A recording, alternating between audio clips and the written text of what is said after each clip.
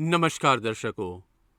संस्कृत में ज्योति शब्द का अर्थ है प्रकाश या चमक और लिंगम या लिंग का अर्थ है चिन्ह या छवि। इस प्रकार ज्योतिर्लिंग शब्द का अर्थ बनता है भगवान शिव की उज्जवल छवि। ज्योतिर्लिंग जिस जिस स्थान पर प्रकट हुए वहाँ भगवान शिव स्वयं पृथ्वी पर प्रकट हुए थे। इसलिए प्रत्येक ज्योतिर्लिंग को भगवान शिव का एक अलग स्वरूप माना जाता है। इसलिए हम आज भारत में स्थित 12 ज्योतिर्लिंगों के बारे में बात करेंगे और उनकी उत्पत्ति से जुड़ी अनेक ऐतिहासिक तथा पौराणिक कहानियाँ जानेंगे। लेकिन क्या यह सच है? और जानेंगे इसके पीछे कुछ और रहस्य भी।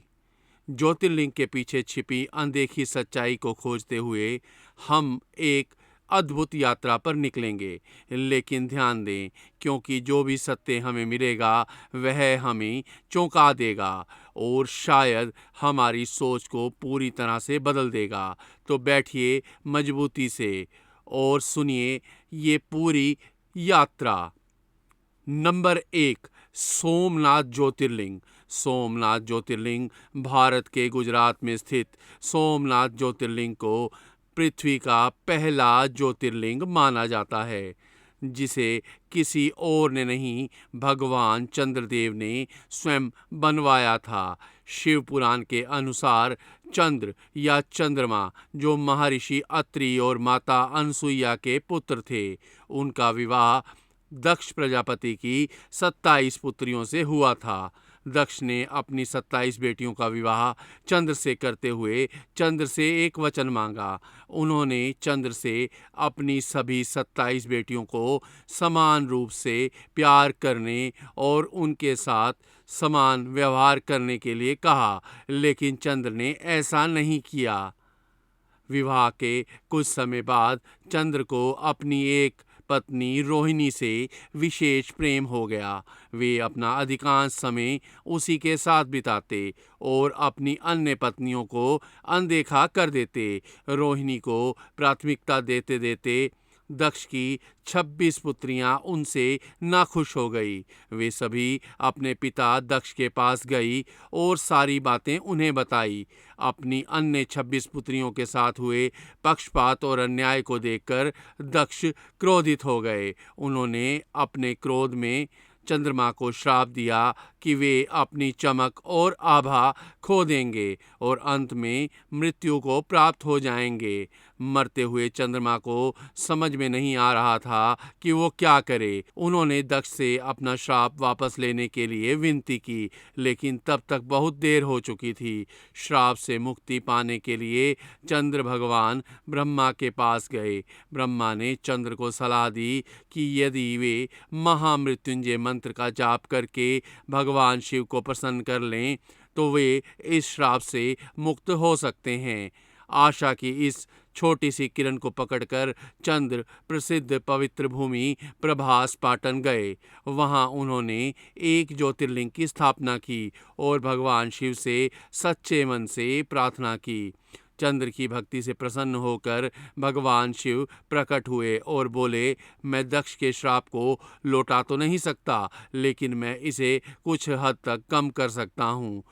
इस दिन से शुक्ल पक्ष में 15 दिन के लिए आपकी चमक बढ़ेगी और फिर कृष्ण पक्ष में 15 दिन के लिए आपकी चमक कम हो जाएगी। पूर्णिमा के दिन आप दुनिया को अपनी चमक से भर देंगे और अमावस्या के दिन आप गायब हो जाएंगे। चंद्र इस घटते बढ़ते रूप से निराश थे। उनकी अर्ध चंद्र आकृति एक अभिशाप लग रही थी, जो उन्हें उनकी कम हुई ताकत की निरंतर याद दिलाती रहेगी। इसलिए भगवान शिव ने अपने बालों में अर्धचंद्र धारण किया और उन्हें सांत्वना दी कि इस प्रकार शिव को चंद्रशेखर या चंद्रमा को अपने सिर पर धारण करने वाले के नाम से भी जाना जाने लगेगा। तभी से भगवान शिव सदैव वहीं निवास करने लगे। अतः मंदिर को सोमनाथ नाम से जाना जाने लगा, जिसका अर्थ है चंद्रमा का देवता। नंबर 2, आता है महाकालेश्वर ज्योतिर्लिंग।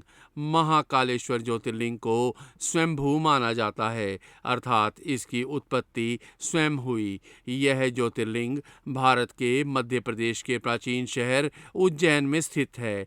यह मंदिर पवित्र क्षिप्रा नदी के किनारे स्थित है। सभी पुरानी संरचनाओं और उनसे जुड़ी कहानियों की तरह ही महाकालेश्वर ज्योतिर्लिंग के पीछे भी एक कहानी है। पुराणों के अनुसार उज्जैन शहर को अंतिकी कहा जाता था। उज्जैन शहर प्राथमिक शहरों में से एक था जहां छात्र पवित्र ग्रंथों का अध्ययन करने के लिए आते थे। कहते हैं उज्जैन के राजा चंद्रसेन भगवान शिव के बहुत बड़े भक्त थे।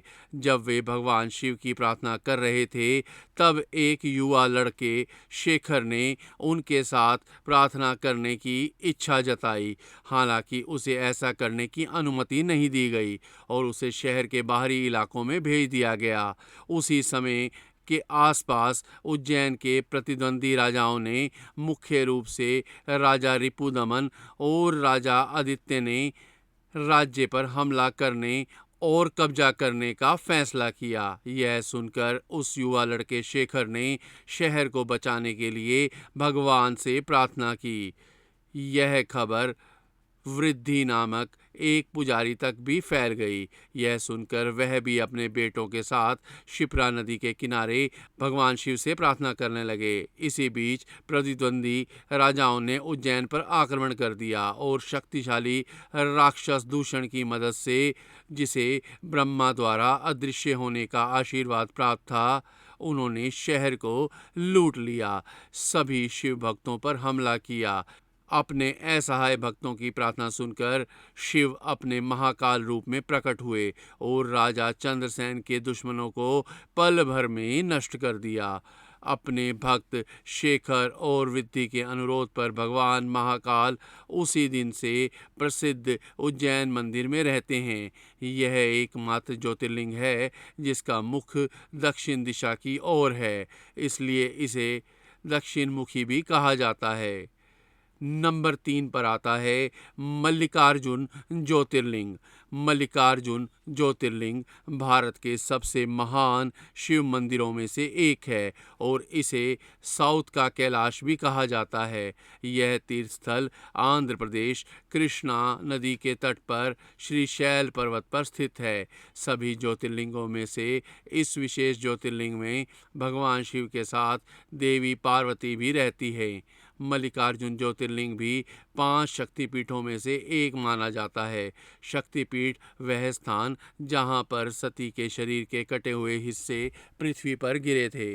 मल्लिकार्जुन ज्योतिर्लिंग से जुड़ी कई कहानियां हैं, लेकिन शिव पुराण के कोटि रुद्र संहिता के अनुसार एक बार भगवान शिव और देवी पार्वती ने अपने पुत्र भगवान श्री गणेश और भगवान कार्तिकेय का विवाह करने का फैसला किया, परंतु इस बात को लेकर बहस छिड़ गई कि दोनों में से सबसे पहले शादी किसकी होगी। भगवान शिव ने सुझाव दिया कि जो कोई भी इस दुनिया की परिक्रमा करके पहले लौटेगा उसी का विवाह पहले किया जाएगा।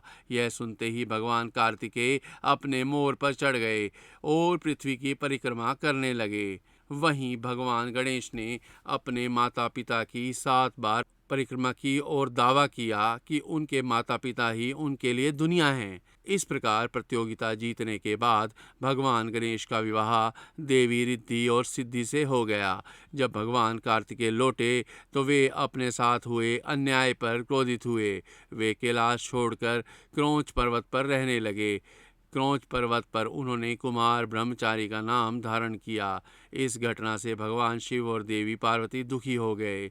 उन्होंने क्रौंच पर्वत पर भगवान कार्तिकेय से मिलने का निश्चय किया। जब कार्तिकेय को पता चला कि उनके माता पिता आने वाले हैं तो वे दूसरी जगह चले गए। जिस स्थान पर भगवान शिव और देवी पार्वती ने अपने पुत्र की प्रतीक्षा की, उस स्थान को श्रीशैलम नाम से जाना जाता है।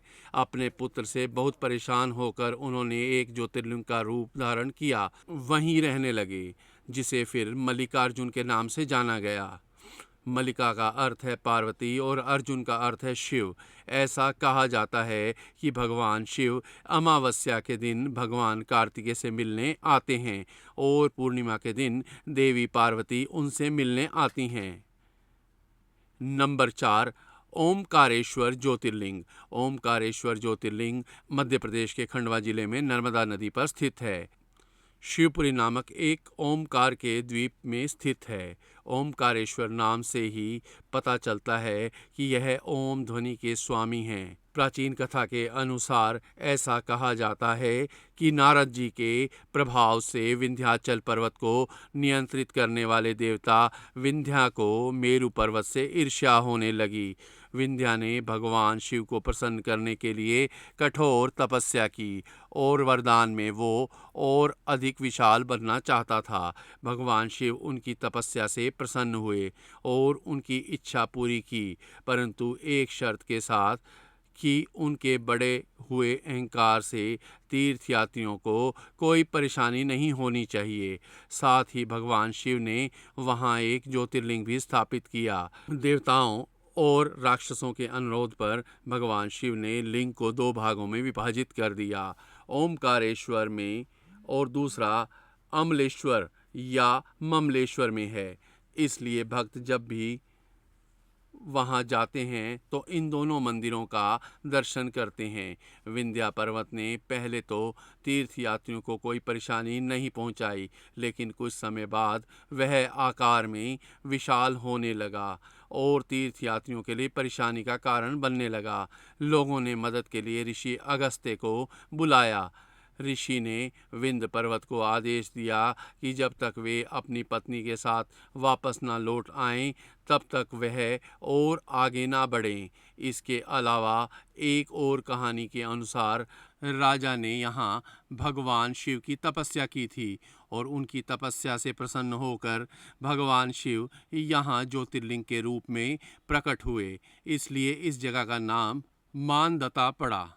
राजा मानता तथा विंध्या पर्वत की आराधना भिन्न भिन्न थी, परंतु भगवान भोलेनाथ दोनों पर प्रसन्न हुए, जिसके फलस्वरूप नर्मदा नदी के तट पर 2 ज्योतिर्लिंग की स्थापना हुई।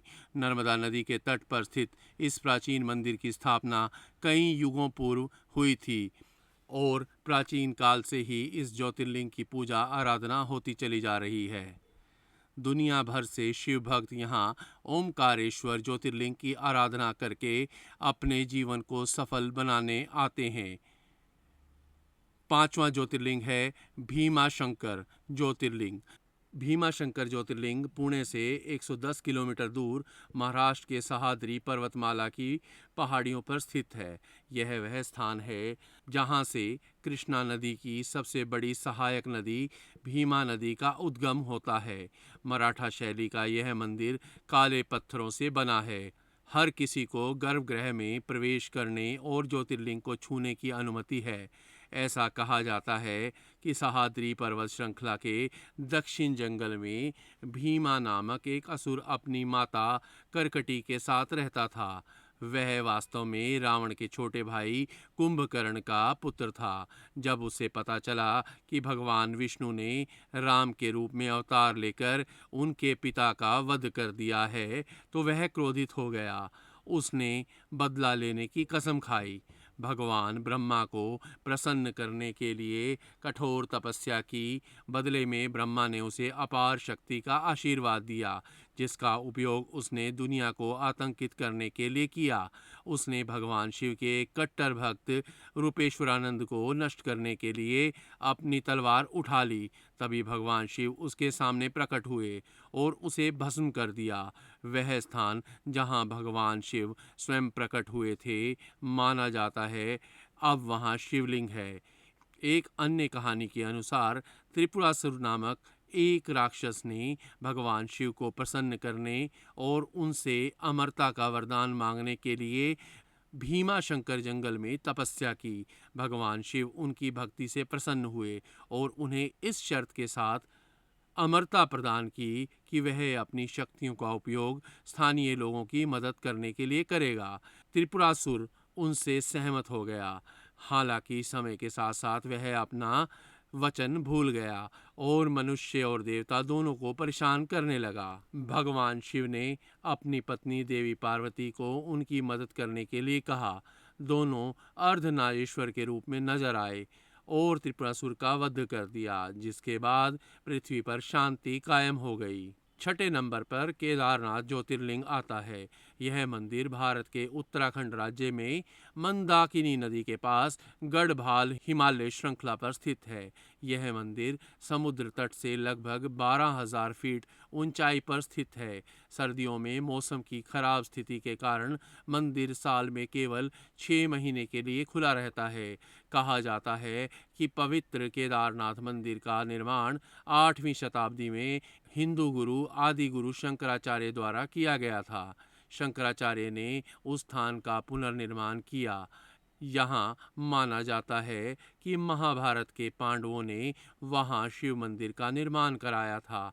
पौराणिक कथाओं के अनुसार ऐसा कहा जाता है कि पांडव अपने कौरव भाइयों को मारने के बाद अपने पापों का प्रायश्चित करने के लिए भगवान शिव से माफ़ी मांगने जाना चाहते थे, लेकिन भगवान शिव उनसे मिलना नहीं चाहते थे। इसलिए भगवान शिव गुप्तेश्वर में छिप गए। यहाँ आज केदारनाथ का ज्योतिर्लिंग स्थित है। पांडवों और द्रौपदी ने गुप्त काशी में एक बैल देखा जो अन्य बैलों से बहुत अनोखा था। पांडवों में भीम ने उसे पहचान लिया। वह बैल कोई और नहीं बल्कि भगवान शिव थे जो उनसे छिप रहे थे। वे नंदी बैल के रूप में थे। भीम ने बैल को पकड़ने की कोशिश की लेकिन सफल नहीं हो सके। भीम ने बैल की पूंछ और पिछले पैर को खींचकर उसे जमीन से बाहर खींचने की कोशिश की और अलग अलग स्थान पर केवल कुछ हिस्सों में ही प्रकट हुए, जैसे कि केदारनाथ में उनके पीठ की ऊपरी हिस्सा प्रकट हुआ, भुजाएं मध्य महेश्वर में, नाभि, पेट, रुद्रनाथ में चेहरा और कल्पेश्वर में बाल और सिर प्रकट हुआ। पांडवों ने शिव पूजा करने के लिए इन 5 स्थानों पर पंच केदार पर मंदिर बनवाए, जिससे वह अपने पापों से मुक्त हो जाएं। भगवान शिव ने ज्योतिर्लिंग के रूप में इस पवित्र स्थान पर रहने का वादा किया। यही कारण है कि केदारनाथ इतना प्रसिद्ध है और भक्तों द्वारा पूजनीय है। भगवान शिव का यह ज्योतिर्लिंग इतना चमत्कारी है कि केदारनाथ में आया भयंकर प्रलय भी इसे हिला नहीं पाया। 2013 में जब बाढ़ का पानी पहाड़ से नीचे की ओर गिर रहा था, तो उस पानी के साथ एक विशालकाय पत्थर भी लुढ़कते हुए नीचे आया और मंदिर के पास आकर रुक गया, जिस वजह से पानी का बहाव 2 भागों में बट गया और मंदिर को कुछ नहीं हुआ। इसलिए अब इस चमत्कारी शिला को भीम शिला के नाम से जाना जाता है। 7वें नंबर पर आता है काशी विश्वनाथ ज्योतिर्लिंग। काशी विश्वनाथ ज्योतिर्लिंग भारत के उत्तर प्रदेश के वाराणसी शहर में पवित्र गंगा नदी के तट पर स्थित है। वाराणसी भारत में सबसे लंबे समय तक रहने वाले शहरों में से एक है, जिसे बनारस या काशी के नाम से भी जाना जाता है। यह भारत के 7 सबसे पवित्र शहरों में से एक है। बनारस को एक ऐसी जगह के रूप में भी जाना जाता है जहां आयुर्वेद योग परंपरा के निर्माता पतंजलि रहते थे और शिक्षा देते थे। यह एक महत्वपूर्ण बौद्ध शहर भी है, क्योंकि कहा जाता है कि बुद्ध ने अपना पहला उपदेश यहीं दिया था। इस शहर में गंगा नदी के किनारे कई घाट हैं, लेकिन सबसे बढ़कर यह भगवान शिव का शहर कहा जाता है कि अगर भगवान शिव चाहेंगे तो ही लोग यहाँ आ सकेंगे। यह मोक्ष प्राप्त करने और जन्म और मृत्यु के चक्र से मुक्त होने के लिए सबसे महत्वपूर्ण तीर्थ स्थलों में से एक है। ऐसा माना जाता है कि काशी विश्वनाथ ऐसा पहला ज्योतिर्लिंग है जो पृथ्वी को तोड़कर आकाश तक चमका और ऐसा करके उसने अन्य सभी देवताओं पर अपना वर्चस्व स्थापित किया। इस मंदिर में ज्योतिर्लिंग के साथ शक्तिपीठ भी है। इस मंदिर में शिव को विश्वेश्वर के नाम से भी जाना जाता है, जिसका अर्थ है ब्रह्मांड का शासक। इस ज्योतिर्लिंग की उत्पत्ति के बारे में शिव पुराण में एक कथा का उल्लेख है। एक बार सृष्टि के रचयिता ब्रह्मा और सृष्टि के पालनकर्ता भगवान विष्णु के बीच अपनी सर्वोच्चता को लेकर बहस हुई। उनकी परीक्षा लेने के लिए शिव आकाश के एक विशाल अंतहीन स्तंभ ज्योतिर्लिंग के रूप में प्रकट हुए, यह निर्धारित करने के लिए कि कौन अधिक शक्तिशाली है। भगवान विष्णु ने 12 रूप लिया और नीचे की ओर जाने की कोशिश की, जबकि ब्रह्मा ने स्तंभ के शीर्ष तक उड़ने के लिए हंस का रूप लिया। लंबे समय तक स्तंभ के अंत को खोजने की कोशिश करने के बाद ब्रह्मा ने अहंकार के कारण झूठ बोला और कहा कि उन्हें स्तंभ का अंत मिल गया है, और साक्ष्य के रूप में कौतुकी का फूल दिखाया, जबकि भगवान विष्णु ने ईमानदारी से कहा कि उन्हें इसका अंत नहीं मिल सका। उन्होंने अपनी हार स्वीकार कर ली। तब भगवान शिव ने क्रोधित भैरव का रूप धारण किया और ब्रह्मा के 5वें सिर को काट दिया। साथ ही ब्रह्मा को श्राप दिया कि उनकी पूजा नहीं की जाएगी, जबकि भगवान विष्णु को उनकी ईमानदारी के लिए अनंत काल तक उनके अपने मंदिरों में शिव के समान पूजा जाएगा। कहते हैं कि पृथ्वी के जिस स्थान पर यह प्रकाश का स्तंभ गिरा, वह जगह आगे जाकर काशी विश्वनाथ कहलाई। नंबर 8 पर है वैद्यनाथ ज्योतिर्लिंग। वैद्यनाथ ज्योतिर्लिंग झारखंड राज्य के देवघर में स्थित है। इस ज्योतिर्लिंग को सिद्धपीठ भी कहा जाता है, जहाँ पर भक्तों की बड़ी से बड़ी मनोकामनाएं जल्दी से जल्दी पूर्ण होती हैं। इसलिए इस ज्योतिर्लिंग को कामना लिंग के नाम से भी जाना जाता है। पौराणिक कथाओं के अनुसार रावण शिव को प्रसन्न करने के लिए हिमालय क्षेत्र में तपस्या कर रहा था। उसने अपने 9 सिर शिव को अर्पित कर दिए। जैसे ही वह अपने 10वें सिर बलिदान देने लगा, वैसे ही शिव वहां प्रकट हुए और उन्होंने रावण से पूछा कि वो क्या चाहता है।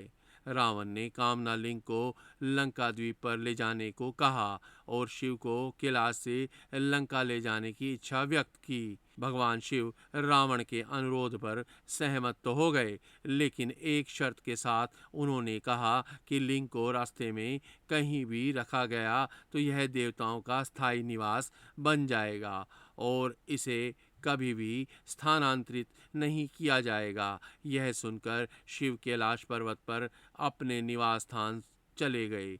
सभी देवी देवता चिंतित हो गए।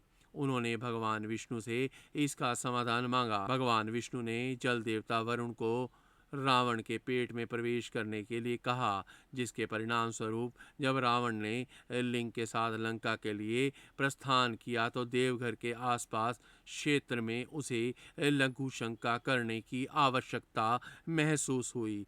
कहानी में कहा गया है कि भगवान विष्णु ने बैज नाम का एक चरवाहल लिया।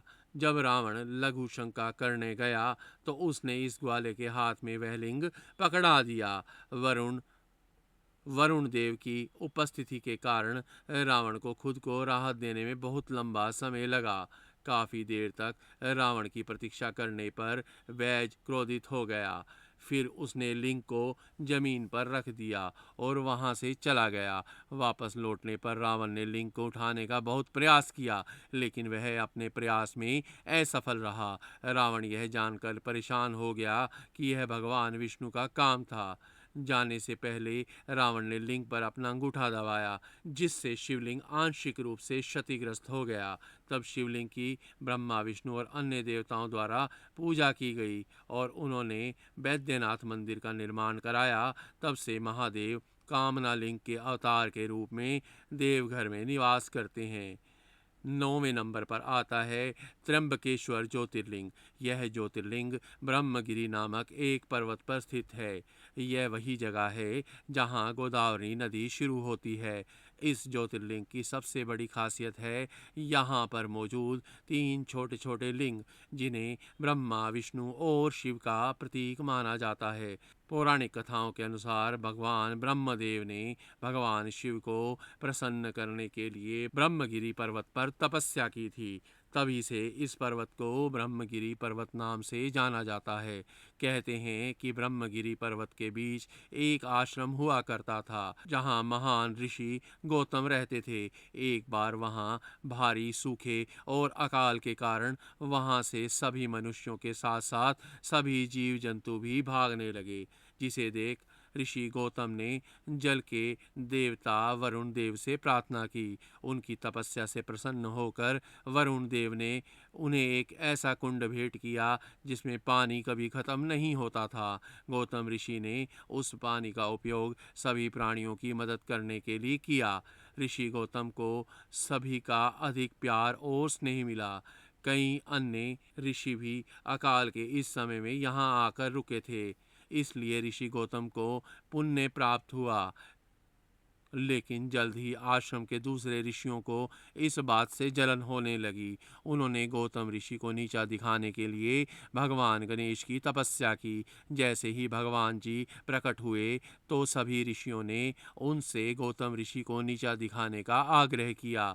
इस पर गणेश जी ने उन्हें समझाने की कोशिश की, परंतु जब सारे ऋषि नहीं माने तो गणेश जी ने मजबूरीवश कमजोर गाय का रूप धारण किया और ऋषि गौतम के आश्रम में पहुंच गए। गाय की ऐसी हालत देख ऋषि गौतम ने गाय को कुछ चारा प्रदान किया, लेकिन जैसे ही गाय ने चारे को खाया तुरंत उसकी मृत्यु हो गई। जिसके बाद सभी ऋषि वहां आ पहुंचे। उन्होंने गौ हत्या का पाप ऋषि गौतम पर लगा दिया। गौतम ऋषि ने गौ हत्या के पाप को दूर करने के लिए भगवान शिव को प्रसन्न करने के लिए इसी पहाड़ी पर तपस्या की। भगवान शिव प्रसन्न हुए। गौतम ऋषि से पूछा वे क्या चाहते हैं। गौतम ऋषि के गाय हत्या के पाप को दूर करने के लिए गंगा माता के जल में स्नान करना चाहते थे। भगवान शिव ने गौतम ऋषि की इच्छा स्वीकार करी और गंगा माता का जल ब्रह्मगिरि पर्वत पर भेज दिया। लेकिन गंगा नदी वहां से बार बार गायब हो जाती, क्योंकि गंगा माता वहां अकेले नहीं जाना चाहती थी। इसलिए गंगा माता ने भगवान शिव से त्र्यंबकेश्वर में उनके साथ रहने के लिए प्रार्थना की और शिव ने गंगा माता के अनुरोध को स्वीकार किया और ज्योतिर्लिंग के रूप में प्रकट हुए, जिसे आज श्री त्र्यंबकेश्वर ज्योतिर्लिंग के रूप में जाना जाता है। नंबर 10 पर आता है नागेश्वर ज्योतिर्लिंग। नागेश्वर ज्योतिर्लिंग एक मंदिर और तीर्थ स्थल है जो शिव को समर्पित है। 12 ज्योतिर्लिंगों में से एक यह औंधा नागनाथ महाराष्ट्र में स्थित है। शिव पुराण कहता है कि नागेश्वर ज्योतिर्लिंग दारुका वन में है, जो भारत में एक जंगल का प्राचीन नाम है। नागेश्वर ज्योतिर्लिंग के बारे में शिव पुराण में एक कथा दारुक नाम के एक राक्षस के बारे में बताती है, जिसने सुप्रिया नामक एक शिव भक्त पर हमला किया और उसे अपने शहर दारुक वन में कई अन्य लोगों के साथ कैद किया, जो समुद्र के नीचे एक शहर था जिसमें समुद्री सांप और राक्षस रहते थे। सुप्रिया के तत्काल आदेश पर कैदियों ने शिव के पवित्र मंत्र का जाप करना शुरू किया। उसके तुरंत बाद शिव प्रकट हुए, राक्षस को परास्त किया और बाद में शिव ज्योतिर्लिंग के रूप में वहीं रहने लगे।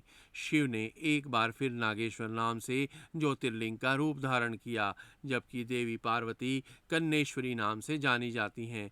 तब शिव ने घोषणा की कि वह उन लोगों को सही रास्ता दिखाएंगे जो उनकी पूजा करेंगे। नंबर 11 पर आता है रामेश्वरम ज्योतिर्लिंग। रामेश्वरम तमिलनाडु के रामानाथापुरम जिले के एक शहर रामेश्वरम में स्थित है।